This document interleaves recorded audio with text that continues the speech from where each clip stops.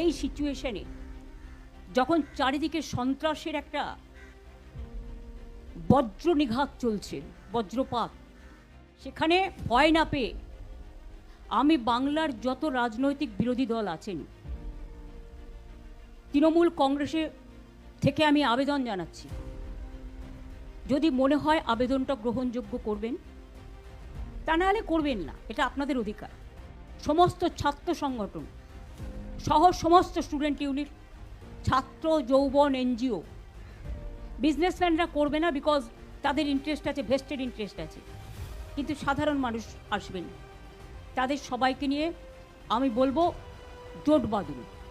আমরা সবাই চাই একটা যৌথ প্ল্যাটফর্ম তৈরি হোক, যে প্ল্যাটফর্মে অল পলিটিক্যাল পার্টি যারা বিজেপির এগেনস্টে, এমনকি আপনারা যদি বলেন লেফটিস্ট, আমার কোনো ইগো নেই, আমি সবাইকে নিয়েই চলতে চাই।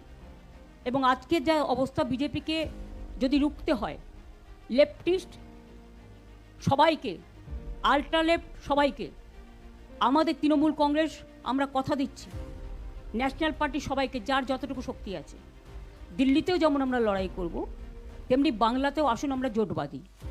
যদি কেউ এ ব্যাপারে কোনো রাজনৈতিক দল আমার সাথে কথা বলতে চান, আমি 4টে থেকে 6টা পর্যন্ত অ্যাভেলেবেল আছি অফিসে, আমাকে জানাবেন, আমি নিশ্চয়ই আপনাদের সাথে কথা বলব।